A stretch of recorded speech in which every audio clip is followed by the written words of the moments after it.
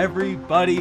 Ben Rogers here of the Raptors Digest. The green screen is busted out here on this intro, but it does not matter because things are getting crazy right here, right now in Raptors land. Of course, we just saw the Raptors lose to the Indiana Pacers out there, pursuing that, capturing the flag, taking out. We'll talk about the game as this goes along, because along for the ride with us on this stream, we have Sixers insider and now, quote, biggest Raptors fan alive, which he'll discuss out here in this stream. Sean Barnard out here to break down, obviously, all the crazy Embiid drama news, him being linked to the Raptors, the quest for Cooper Flag as the Sixers are right on our tail, and just a lot of stuff going on with this Toronto Raptors team here now at this point. But Sean, welcome to Raptors Digest. Welcome to the stream. Excited to start yapping about all the madness that's happening here right now.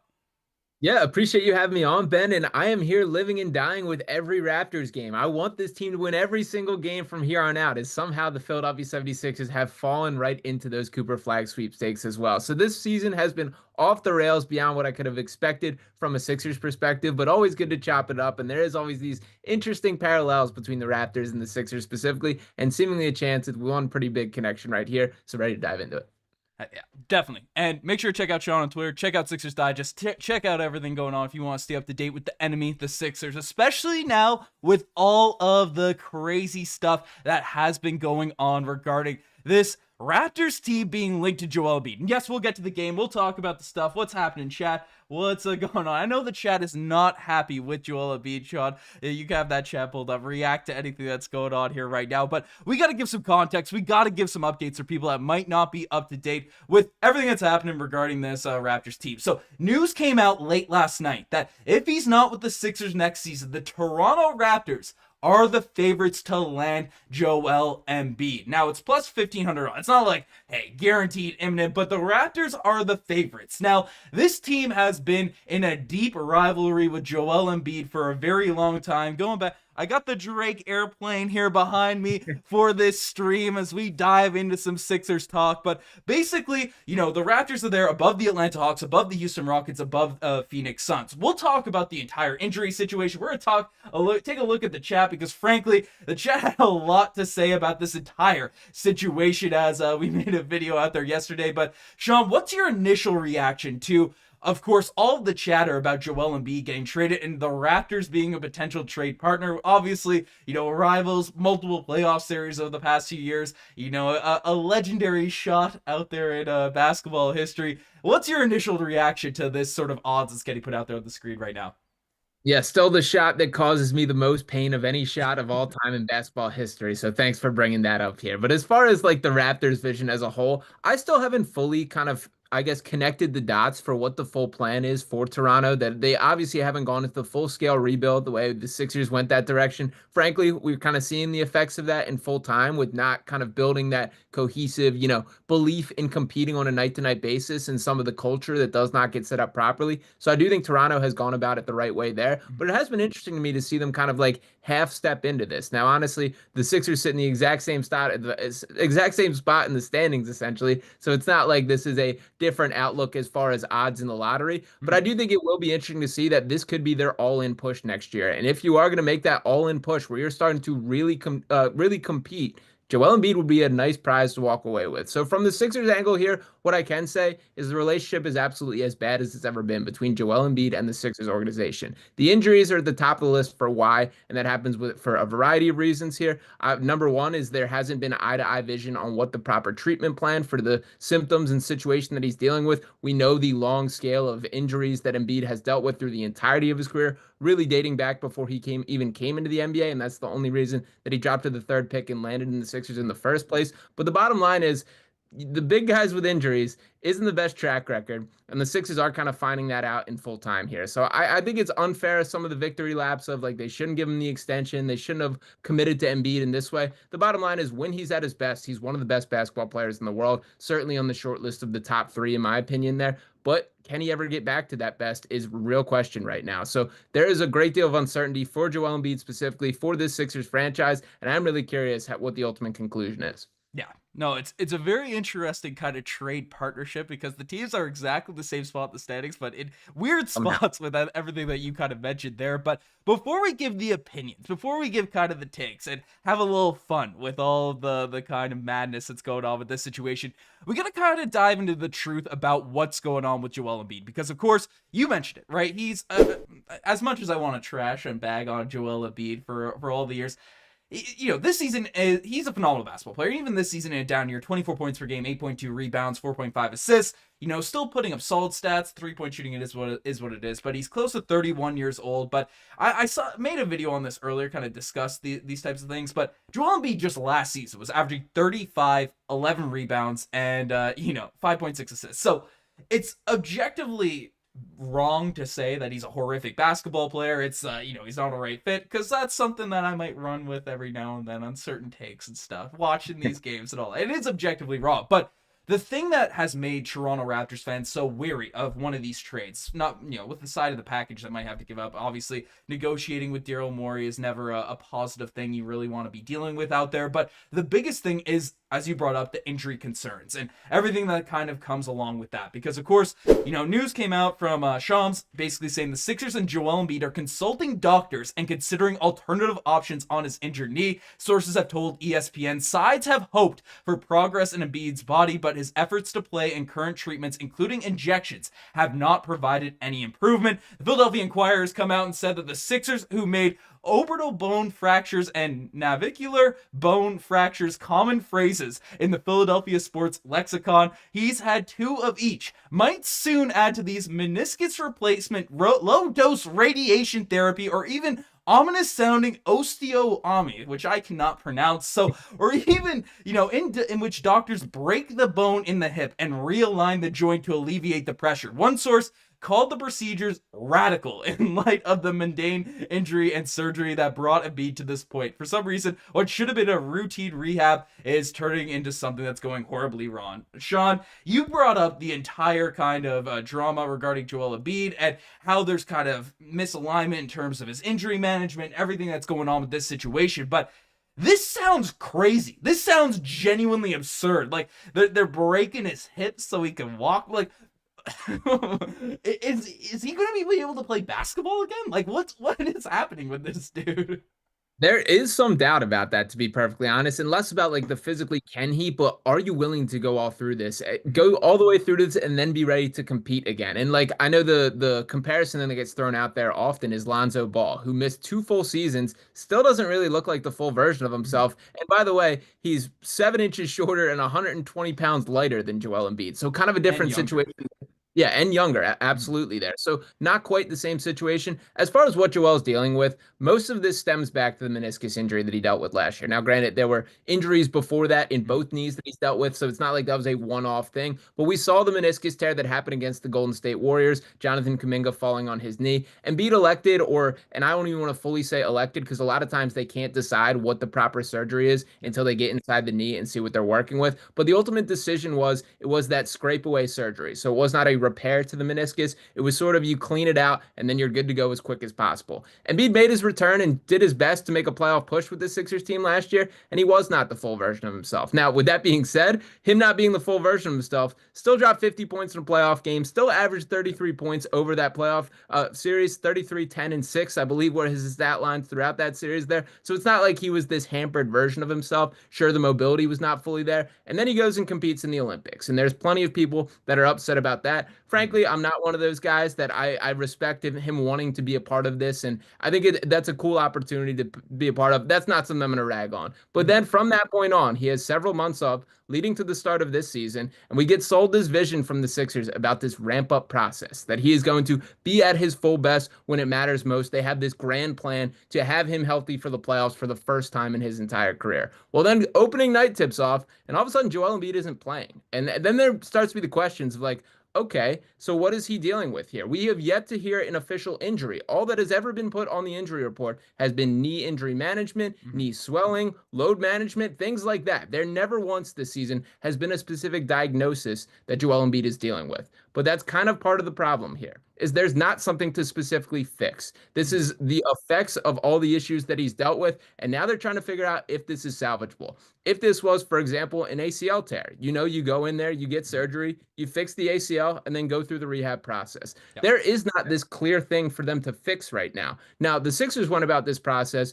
with their belief we want to be as low risk as possible because they made, obviously, the investment with the extension, and he's been the franchise centerpiece for so long. So they want to put off surgery as much as possible. They took the approach this season that the knee will adjust. You have him go through this, you have him play basketball, and, you just kind of, your body figures it out with sort of the tactic. Well, watching Joel Embiid this season, he has not looked like Joel Embiid, and frankly, the mobility has gotten significantly worse as the season progressed. If you watched him at the start of the year, you still could see some shades of, okay, there's the guy, and really the concern was him not bouncing back, that when he would have one of his good games, all of a sudden he's out for the next 3 because the knee had ballooned up. Then the Joel Embiid we've seen lately has not even been that you can't see him moving defensively. There isn't the same mobility across the floor. And the bottom line being that, he's just not the star talent that he looked to be. So they have to find a way to fix this, but there hasn't been any sort of clarity for what specific the issue is or what he's dealing with, which has been a mystery to everyone. Yeah, and for context, as you were kind of chatting there, bringing up the extension, bringing up all this stuff, and chat, as we're kind of, I want to hear your guys' opinion right now. We're giving some of the facts out. Do you want to see Joel Embiid in a Raptors uniform? Let us know, and make sure to, again, hit that little like spike as well. Hit that like button. We're only at 15 likes, 191 people in here, so we got to bring that up. But Sean, you brought up the extension. Raptors fans, we're pretty in tune with all the guys that are out here on the roster, that are out here talking, that are getting stuff going. I just found this screenshot. You are paying this man $70 million in 2029. That is his contract. You can see it on the screen here. $70 million in 2029. What year are we in right now? 25? Is that 4 seasons from now? 4 years from now. I know caps are going up. I know everything is happening. I know things are going on right now, but that is an insane number for a guy that, you and I just both had some chats. My camera froze with how crazy this entire situation is. But I can't even fathom giving that type of money here now at this point for Joel Embiid at that moment in time. I mean, given that contract, because we'll talk about potential trade packages. I'm looking at the chat here now. People are very, very against making one of these moves, making one of these trades for Joel Embiid here now at this point. But in regards to his trade value and in terms of things that you're kind of looking at for, this whole entire situation, what is he going to command out there on the open market with everything that's kind of going on and everything that's being discussed in his sort of, trade scenarios with this contract situation?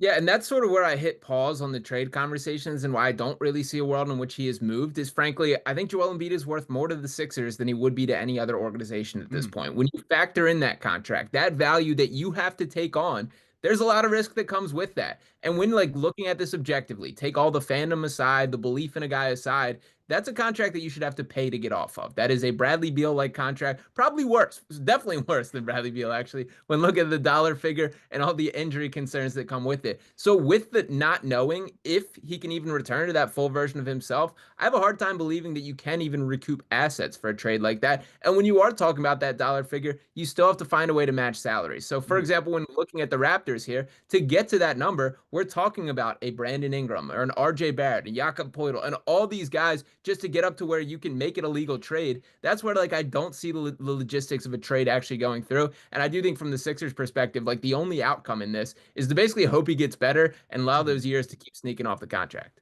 Yeah. Now, okay. So the chat has made it clear. I've made it pretty clear out here this morning.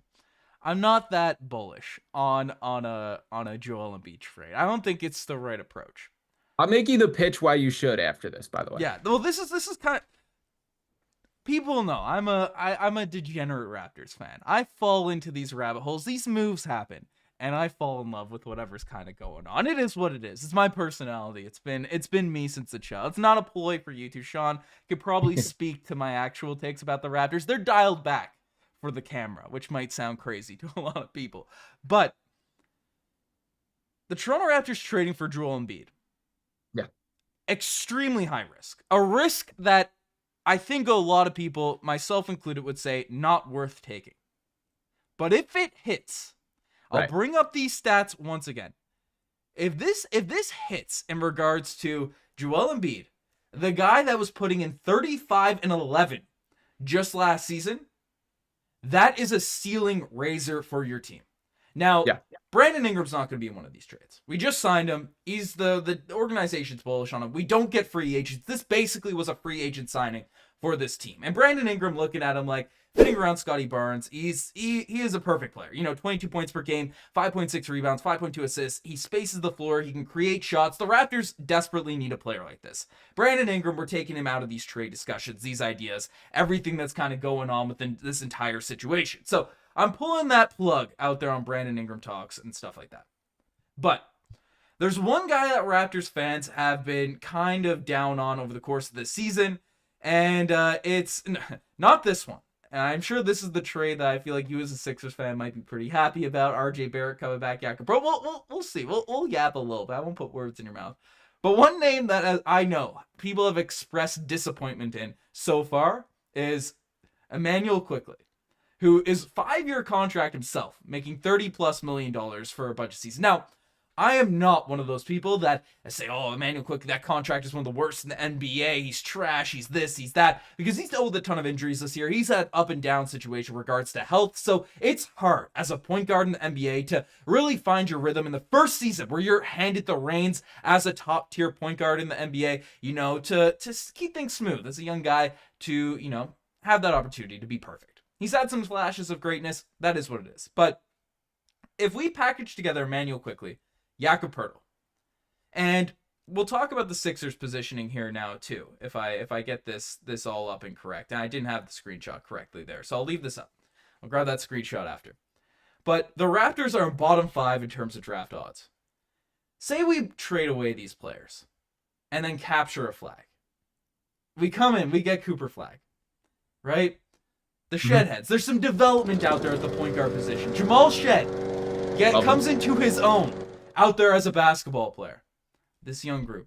We can have a starting unit with Scottie Barnes at the point guard position, RJ Barrett at the 2, RJ Barrett, Gradey Dick. Throw him out there on the wings.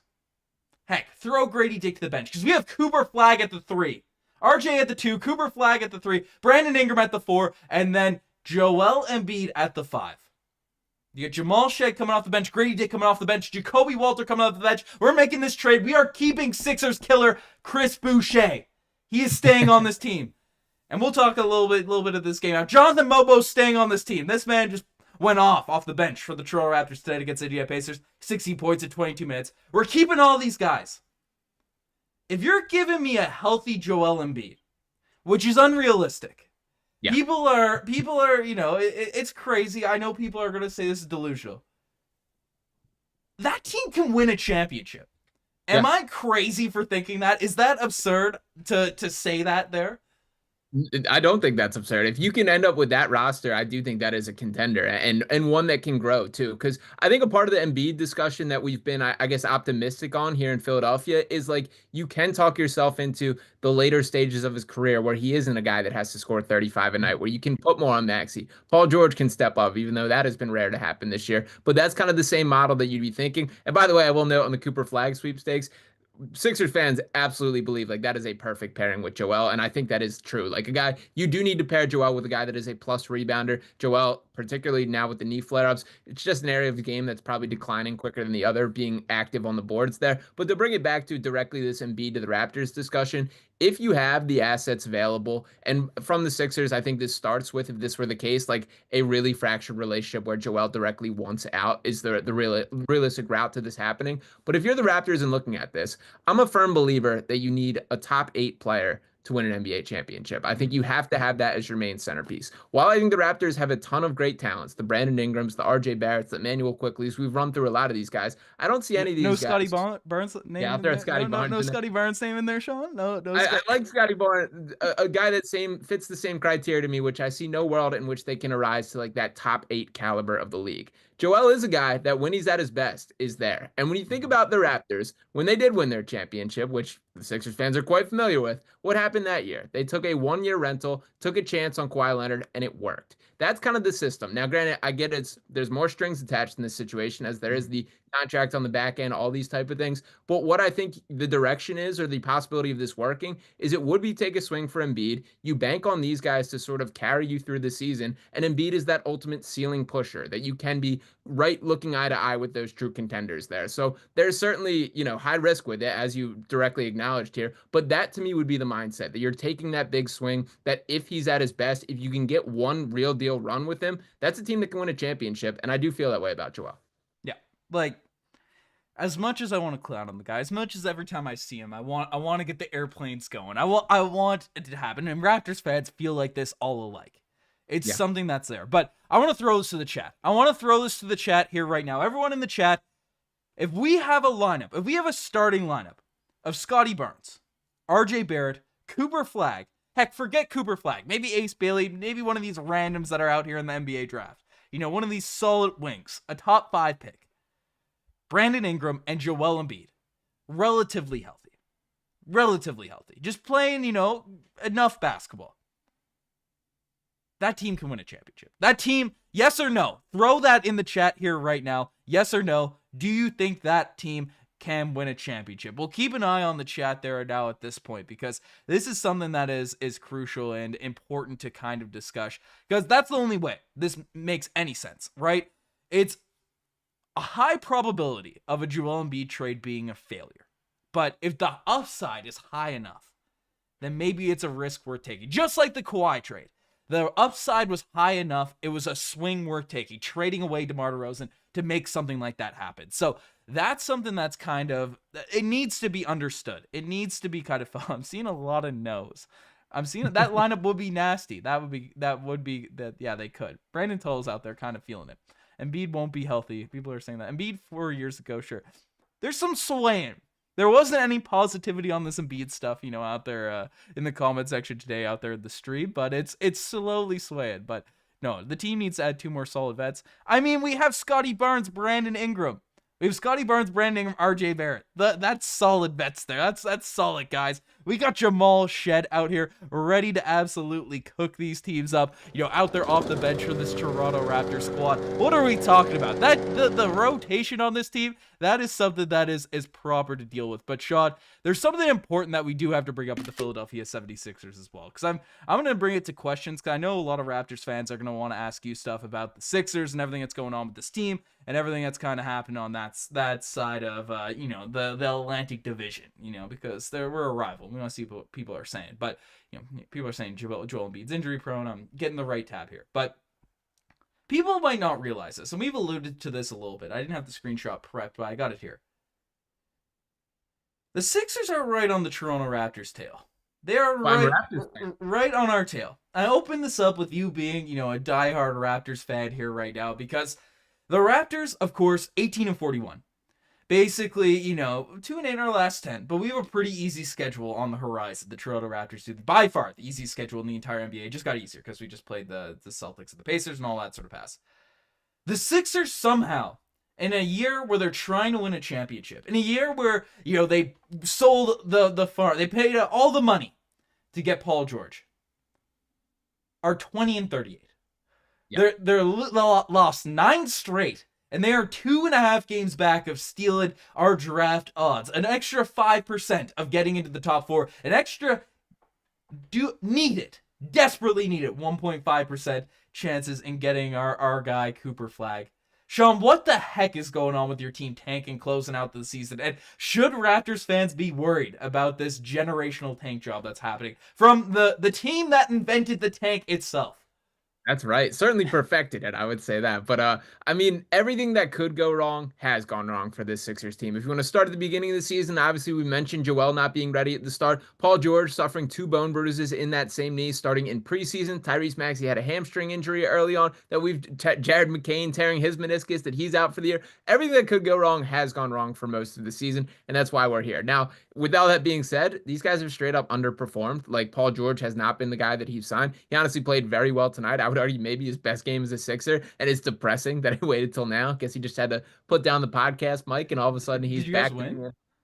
No, they lost. They put up a fight, lost by 5, 110-105. I didn't know what to root for, by the way, because I am full in tank mode. I do think people have embraced it. And one thing that I think is especially important to note here, the Sixers pick is top 6 protected, meaning it has to fall within those first 6 picks for them to keep it. If it falls at 7, all of a sudden they just scrap the season and get nothing in return, and that pick goes to Oklahoma City Thunder, like they need more draft capital there. So the Sixers are walking a fine line Bryson here. Akins needs more draft capital out there.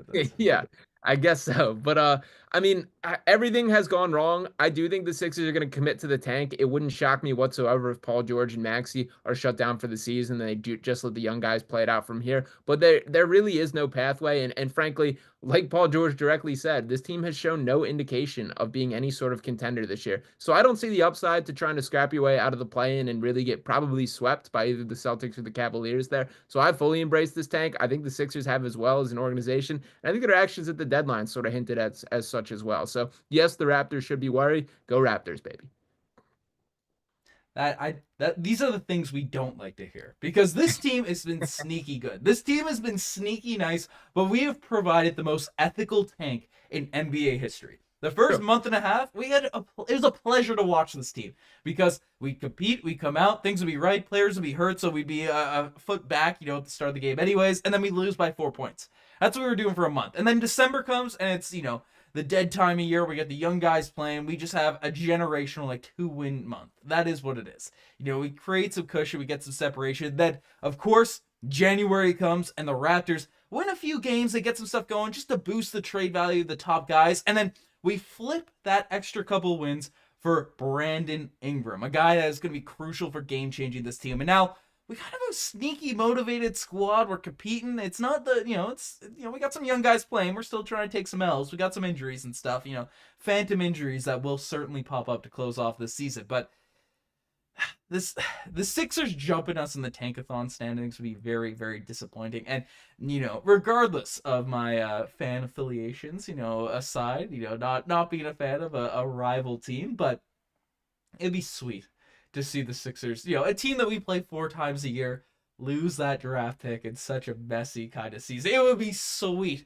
It would just be so cool to my tongue, sweet to my tongue, to see that, have that ping pong ball fall and the Sixers falling out of the top 6, and then Shea go, maybe not, because I want Shea to be a Raptor in a couple years. So that is what it is. So both sides of my brain are going in different places. But Podcast P has come out and said he's put a retirement to close out the year, and you just said he had his best game of the season. Who'd you guys lose to there tonight?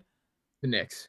Okay, so a decent team. You're coming out, you're fighting stuff, but realistically, in terms of your analysis, objective analysis, do you think the Sixers catch the Toronto Raptors out there in the tankathon set? Is it going to be, Tyrese Maxey's complaining about his toe or his finger or something right before we jumped on? Are they going to go all out? We know Nick Nurse is capable of tanking. We know that. We've seen that firsthand. But what's going on with this whole situation? Do you think it's a realistic possibility, or is it more just hopium on your end? I do think that the Sixers pull the plug and shut guys down. That Paul George still playing through. It's a pinky issue that he has. That as lame as that sounds, isn't he taking drugs every game? Yeah, he's getting injections to play. Which at this point, I'm like, why? We're 18 games below 500. What is the point? You got 3 more years of this contract. Dude, go record as many podcasts as you want. Let the lottery ping pong balls decide the fate of this season. Is how I feel in this situation. Now, granted, the problem with that, and that all ties into it, is every one of these guys is playing for their job. Nick Nurse, I think it's more likely than not that he's fired after this season, and frankly, it's really? Not his fault. I believe that way. I think the rest of the season will depend it, but I think I would put it at 60% chance currently that he is fired. Nurse, it's not his fault for this season, but he certainly hasn't been the solution either. And I'm a believer that if you are the caliber of elite head coach, you just should be able to win more games or get your team on the right path to winning more games than has been the case with the Sixers. Even with all these injuries mentioned, they have too many good players to be this bad. And I do think at some extent that has to fall on Nick Nurse. I think it's going to be more one of those, we just need a new voice, anything specific there. But I do think things are trending that way. I do think this season goes off the rails, and I do think the Raptors should be looking over their shoulders in that lottery race. That's a bit crazy to hear. I don't know. I just look at your roster and I see 2, but I guess you're shutting everyone down. I mean, you just signed a couple 2-ways. You converted a couple 2-ways I saw, so yeah. We'll see what happens with that. But Chet, I want to look at the chat now because, of course, everyone hears me yapping about the Toronto Raptors every day in terms of the scene. We're watching the games for this. We don't get to hear a lot about the Sixers. So, chat, I'll keep an eye on, like, toss in your questions for Sean right now in terms anything Sixers, Raptors related. Be as punchy as aggressive as you want to be with the is this the dagger, any stabs out there, any questions on anything along those lines. We'll ask these questions. I wanna hear this type of stuff. But as the questions kind of roll in, Sean, what has been your experience with Nick Nurse down there in Philadelphia? Yeah, it's been a little underwhelming to be completely honest with you. I kind of perceived him as this creative mad scientist type guy from afar that I thought he'd be, more willing to try these like advanced lineups and give young guys opportunities in a way that Doc Rivers, which is the contrast to him and who he took the job from, clearly was not willing to.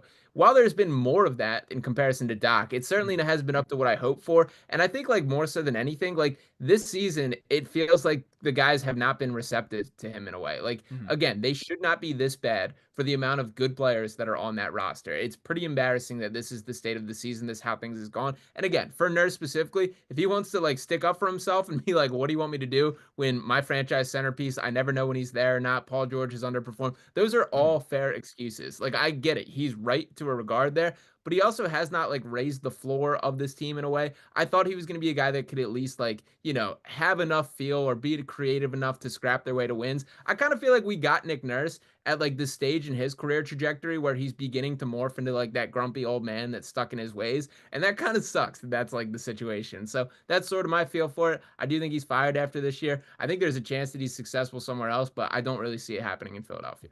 Yeah, it's I don't know. I'm a Nick Nurse stan. I was disappointed when we fired him, but he was using burner accounts, throwing Malachi Flynn, Gary Trent Jr. under the bus, all that kind of madness. But that is what it is. We got some fun questions coming out here in the chat for you, for this whole situation. So, first one from Danny Ribeiro. Apologies if I pronounced that wrong. But what would the Sixers ask for in an Embiid from the Raptors, in an Embiid package from the Toronto Raptors? Yeah, I think honestly the biggest thing that they would view is probably flexibility and relief. So I think it's less about the return. It's just about kind of getting off that contract, which is a little bit telling from a Raptors negotiation standpoint that that's the outlook from the Sixers. So anything that you can get to match that, if they can walk away with any sort of draft capital, would be 100% a win in the Sixers' mind. But I will say with Daryl Morey specifically here that like he's not the easiest guy to negotiate with. He's never a guy that wants to lose a trade, and I think he might hold a higher bar than I probably would to this point. That he might seek out at least give me an RJ Barrett or Brandon Ingram or a guy that like can be looked at and squinted at in the same type of like tier as Joel. I that's kind of where I escaped to where I don't see a trade happening is it's like I just don't see how you can get there in a way that it works for both sides with so much money backloaded in Embiid. Yeah, well, we all remember, especially Raptors fans, we all remember those trade negotiations for another future Sixers star. So we're not going to get played. We're not going to get played that here on the Raptors end. So we'll see how things are looking out there in the offseason. Maybe we could offer you a PJ Tucker. We'll give him a max and send him back to Philadelphia. So that's PJ would love to be back. PJ has been hanging out in Philly like still. Really? Yeah, he's here all the time. I ran into him this summer at a pro-am here in Philly that he's just there hanging. So I don't know what PJ's full deal is. He's certainly washed as a basketball player. There's no doubt about that. We saw that in his final years actually playing for the Sixers. But that dude would be on a one-way ticket to Philadelphia as soon as he could get one. Hey, well, you know what? It's we'll maximum send him your way. So that's that's what we'll get going. But hey, Sean, how have you perfecting the tanking when you've been in the process for almost a decade, coming from young Kapur? Yeah, so I'll always be a guy that will stick up for the process was not a failure. Okay. Well, the plan of the process was perfect. What happened was the NBA got involved, chased Sam Hinkie out, and then Brian Colangelo and the Colangelo family ruined the entire process. Like trading everything for Jimmy Butler and Tobias Harris and going all in around those two when Embiid was like 23 and Simmons was 21 at the time was straight up wrong. Like they went all in way too early, and that's why we're at the spot that we are. So the plan was there perfect. The execution was not. I still think the NBA has to wear that for straight up chasing Sam Hinkie out of town and putting their own guy in there who was horrible at his job. So, and speaking of talking about burners and stuff, there's another example of a guy who's talking trash on Nerlens Noel and burners, talking about medical information on burners to the point where that was fully investigated, found out, and that's what ended up to him being fired. So while the execution and the timeline was overall not there, if they would allowed Sam Hinkie to finish his vision, you'd be talking about the Philadelphia 76ers like they're the Oklahoma City Thunder right now. Unfortunately, that is not how things went down. Well, we do talk about the same. No championships. No championships in my lifetime, you know? Bro, can't argue. We got that one, baby. We got that one. No, but getting that stuff going. Brandon Tull saying, "Did you cry when Kawhi hit that shot?" I didn't cry, but it was like an emotionless just stare. Like I sat on the couch. I still like vividly remember it because my feeling in my heart, I will never forget that shot. I remember it hit the rim the first time and I had like a, we're okay. And then it bounced again and then it bounced again and then it went in there. And then I just remember staring. And like, honestly, like as much as we're going to joke about this, like Joel Embiid, watching him cry during that, like that's what I miss. That's the Joel Embiid that I need to still be here. That like care, that Well, desire Sean, to he's win. still here. He's still. Look at the comment section. Look at the comment section. Look at the little look at the little Oh, emotes wow. out there in the Yeah, comment section, bro. but I miss that Joel, man. That was a guy who wore his heart in his sleeve, who wanted to win more than anything. And to be perfectly honest, that hasn't been the guy that has shown up this season. So yeah, that is like the low point in my fandom of anything. I will never forget staring emotionless at the TV as they showed the replay over and over. That one hurt and will sting forever, no doubt about it. I will never forget. I had about 20 people in a room with me watching that game. One Sixers fan I was living with at the time, staring at the TV, locked in. Didn't speak to anyone the entire fourth quarter. That shot hits, pure euphoria. Absolutely legendary moment for that there. But Raptors can't afford a beat. That's what E-Trix is saying. I would take Nick Nurse over Darko Rajaković. Wow. I mean, You can swap. I'm game for that. I don't know. I'm not sure if I'm doing that there. Sean, you're a lot more locked in on the draft situations than I am. But who should the Raptors have their eye on for the 5th, 7th pick out there in the NBA draft? 5th, 7th pick. That's interesting. So, I mean, I still haven't figured out what you guys are going as far as positionally here. I did get a chance to go up to Rutgers. As Ben mentioned, I live in New Jersey, so not too far from me, about 45 minutes from Rutgers, right over right over the bridge from Philly here. So got a chance. I think Dylan Harper is awesome, man. A guy that like if you're looking for a true point guard that can set the table, be the guy to run an offense, that's him. And frankly, I think he's more NBA ready and polished than Cooper Flagg from day one right now. With that being said, he doesn't have the ceiling, and I probably don't see him climbing into that like upper tier of player. My expectation is he'll probably be the 3rd pick behind Cooper Flagg and Ace Bailey there. I love Ace Bailey, man, and that was a guy that I was skeptical of coming into the year. The work rate, the competitiveness are all stuff that really stood out, especially seeing him in person there. So those are two guys that I would absolutely jump on. Con Knuppel is another interesting one from Duke that I could see fitting in on the Raptors. A guy that I don't see as high of a ceiling, but I think could be a really pretty dynamic shooting pairing with Gradey Dick there. So that's another name to throw in. VJ Edgecombe from Baylor is also awesome. He's kind of a true shooting guard type mold. I really like his game, and I think he hasn't really realized just how talented and good he is just yet, that there is another level I think his game can go to when that switch flips of, wait a minute, nobody can guard me like ever. And I do think that will hit for him. So there's a lot of good talent in this draft. Depends what you want to do positionally, but those are kind of the top names that jump off my brain. So, of course, folks, the truth is here. If I can press the button quick enough, we are getting Cooper Flagg.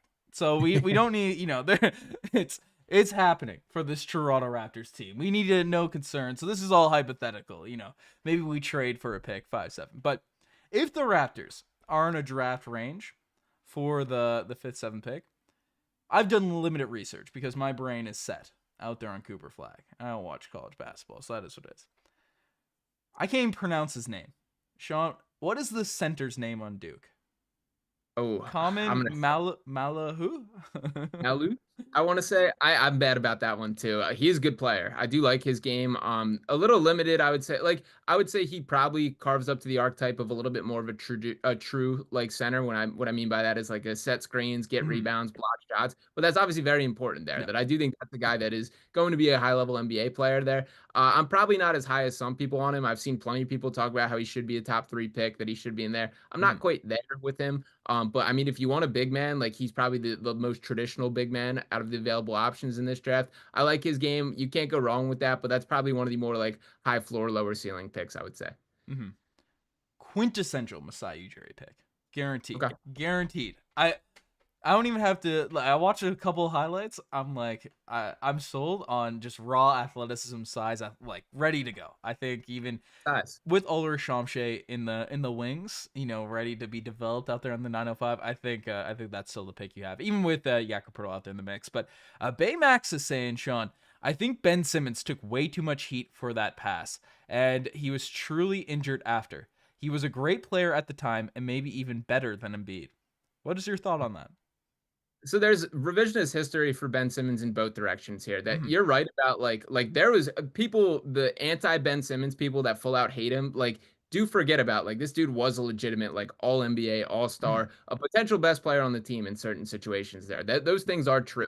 What also is true is Ben Simmons got his max contract and basically stopped caring about basketball Mm-hmm. to the point where we all saw that come into full effect. So while I kind of agree with the point that that specific pass takes more heat than it probably should, it also was like kind of symbolic of an era of Ben Simmons here that like Mm-hmm. beyond just the shooting and the lack of desire, the lack of any commitment to a jump shot or 3-point shot there, where his game really went downhill is when mentally like he folded the free throw line. Like that playoff series, that entire playoff run, he shot 34% at the free throw line. The free Mm-hmm. throw line shot 34%. So what was such like a huge part of Ben Simmons' game, it was attacking the basket. And what happens with that is you get fouled sometimes. So when he started getting like afraid of being fouled, that's where his whole game started to unravel. So I mean, you see the version of him that exists today. Hopefully he finds himself and gets himself straight out there in Los Angeles with the Clippers. I've kind of moved past the point where I have like hatred in my heart for Ben Simmons, but I do think like there just was never a world where this guy internally had the burning passion or desire to like get to his maximum ability as a basketball player, and you can't really teach that in a guy. So that's where things really went off the rails for Ben Simmons. Yeah.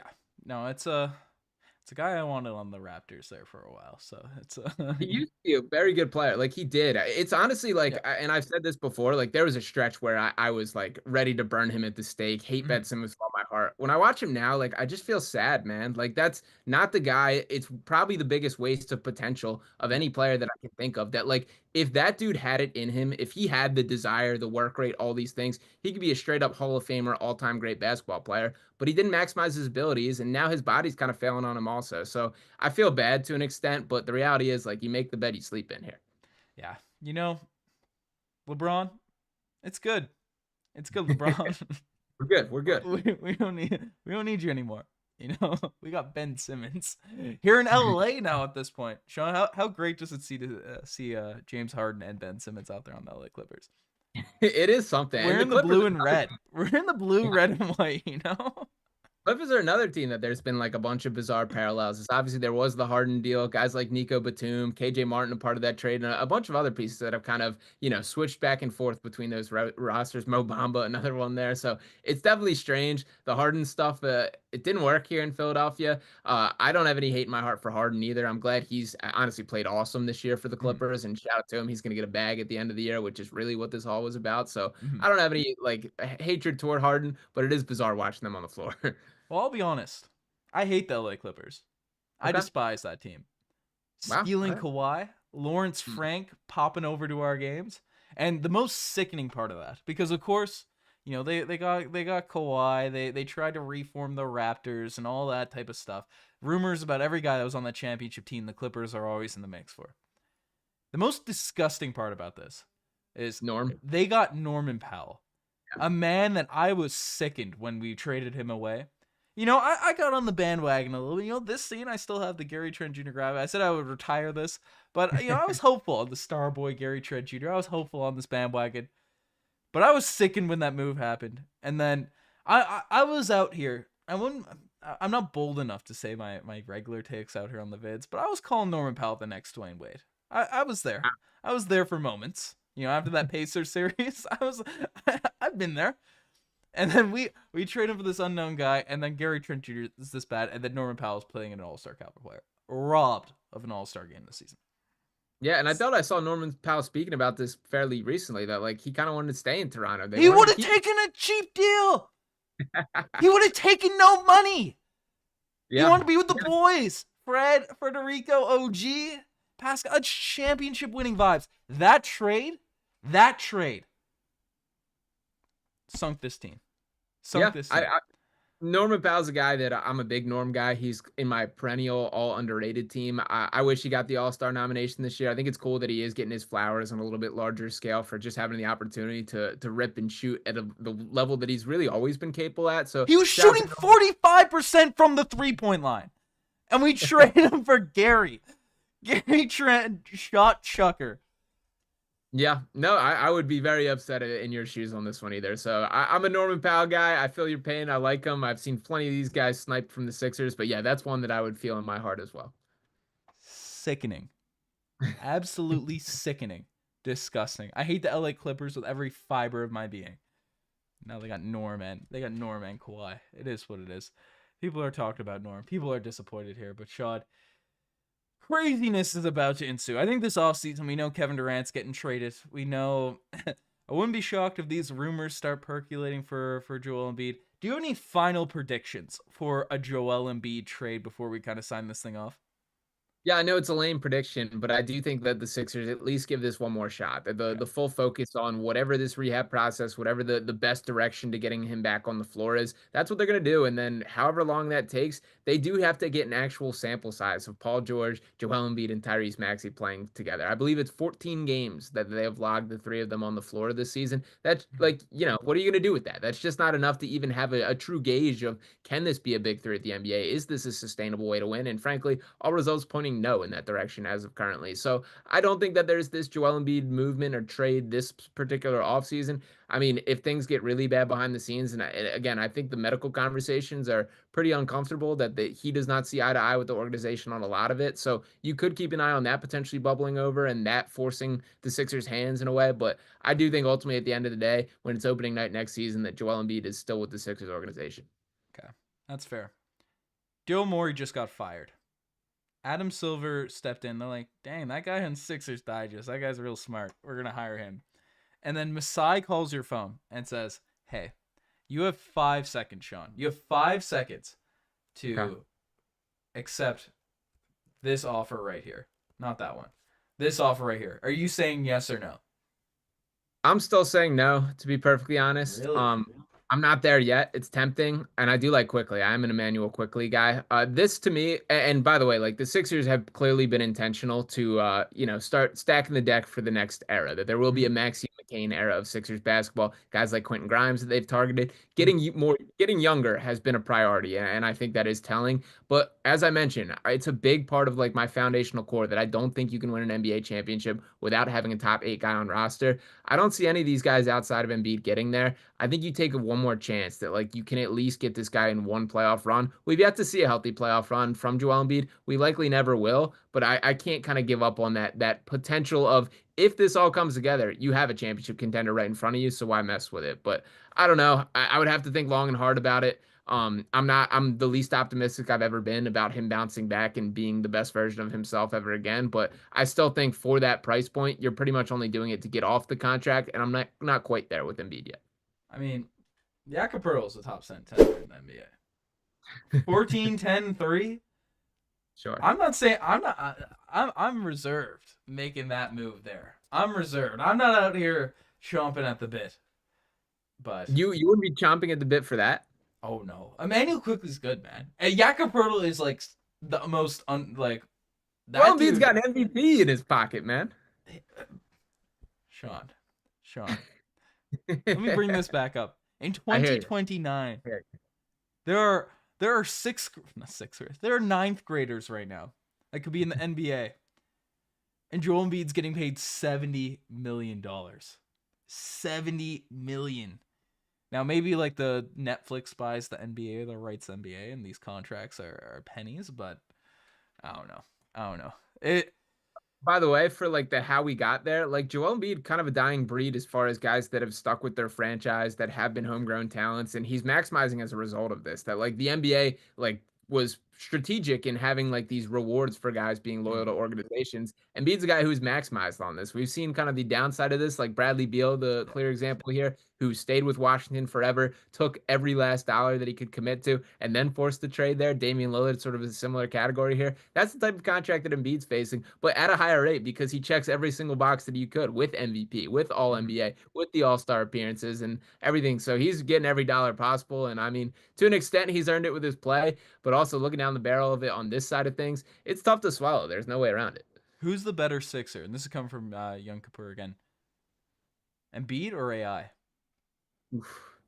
Better as far as just pure individual talent, I think it's Joel. Better as far as connects with the city, it's definitely AI still. That there's a level of toughness of wearing his heart on his sleeve that like AI connected with Philadelphia in a way that it's unfortunate to me to see, but Embiid just honestly never fully has. Like guys, there was people still ride or die with Embiid to an extent, but there isn't like the same feeling or he represents the city in the way that AI did. So there will never be another AI. He was awesome, loved every second of him. So I think AI is probably the answer for if you wanted your favorite player. More Philadelphians are absolutely saying AI. Okay. Or Kyle Lowry. How's Lowry doing? How's Okelo doing? Yeah, Coach Lowry, he's been a part of this once the season went off the rails, that all of a sudden he's got a hip issue that is keeping him on the sideline. So there's no reason for him to suit up and play. I mean, he can't beat anyone off the dribble. He's still got it as far as IQ, knowing how to play basketball, all those things. And I like having Lowry around. He's a Philadelphia guy, went to Villanova, grew up around here, all these things. So it's cool for him to be around, but I think he's not been able to like I guess there hasn't really been the opportunity for him to be the mentor role in the way that I think it was designed. So I hope he's happy just being around the area. Eagles won a Super Bowl, so he got to experience that. He was out there on Broad Street on the night they won, so I hope he enjoyed every second of that. But I wouldn't call the Lowry addition a overwhelming success from the Sixers' perspective. Yeah. Well, we're talking mentors. I asked that question. We have a young Kyle Lowry here right now. Love him. Jamal Shead. Think Lowry's got one more year in him to come back and be on the bench of the Toronto Raptors next season? I mean, he doesn't as far as like can he provide positive minutes to an NBA team at this point, but like if he wants a mentor role, like I mean, he just can't really move anymore, honestly. Like he'll still take his charges, get in the way. There are flashes where you see it, and it's like there's him doing Kyle Lowry things, the obnoxious, getting in under guys' skin, all those type of things. He's still Kyle Lowry, but I mean, from an actual providing value to a basketball team, probably not at this point in his career. I think it's more likely that he hangs it up at the end of the season and hops right on the other side of the line, starts coaching somewhere. But I am all in on the Jamal Shead experience. Do believe in him as a basketball player quite highly. Can't believe he went undrafted still. So shout out to him. 45th. No, Jamal Shead 45th. Yeah, 45th. My fault. We gave him that guaranteed bag. That's a Jamal Shead. We got that man locked up. Jamison Battle is our undrafted 3-point sniper. That's the juice that we got there. But no, it's you think on a playoff team for the Toronto Raptors next season, 10 minutes a game. 10 minutes a game. You think he could do that on a playoff team? Yeah, I think he could do that. Again, like there's ugly stretches. Like the other part of this with like the Sixers is like he's fallen into so much larger of a role than the intention was. Like he was starting for this team last year in the playoffs. Like that's crazy. Like at this stage in his career. So I don't think like I think he's been in a overexpanded role here in Philadelphia that if you reduce that a little, you could get some better results. So with a 10-minute game, primarily mentorship role, if he really wants to play another year, I think he could do that. I wouldn't like on those nights where Immanuel Quickley and Jamal Shead are out and all of a sudden he's looking down the barrel of 25 minutes. That's when it gets hairy, and we've had that a lot here with the Sixers. So I think that's been more of the downside than anything. Okay. Sounds good. We'll bring back Dave. We can get Scottie running some PG. We got some stuff going on those nights. But Sean, pleasure to have you on, folks. Everyone that's tuning in, the 144 people, make sure you guys hit that like button. Check out Sean out there on Sixers Digest. Yeah, check him out on Twitter. All your latest Sixers news. Get that from Mr. Sean Barnard there. But do you have any last words on anything we kind of went through? Joel Embiid, Raptors rivalries, the tank mission here now to close out this year? Yeah, I guess we'll see you on the race to the bottom here as somehow we're in a similar spot for looking down those lottery odds, and we'll all be praying on the ping pong balls when that time does come. So it's unfortunate that this is the outlook for this Sixers season. I truly cannot believe that they're as bad as they are. Like, again, even if they were to win every single remaining game, they would finish with the worst record of the entire Joel Embiid era, which is just pretty, like, pretty damning right there to just acknowledge that. So I can't believe this is where we're at, but I'm looking forward to seeing whatever happens with the draft pick. And just please, it can be the 6th pick. If they can walk away with just getting a guy, I'm okay with this season. It would be heartbreaking if it falls outside the top 6. Not getting number 1. You're not. You can get 2, 3, I'm 4, okay with 5. that. I'm 6. okay with that. Cooper Bring flag me is coming Dylan. home.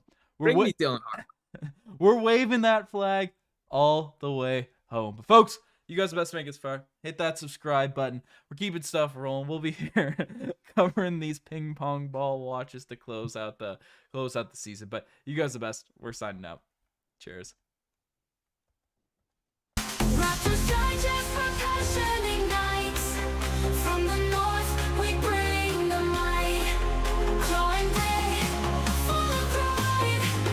Tune in now, join the ride. Subscribe to the Raptors Digest.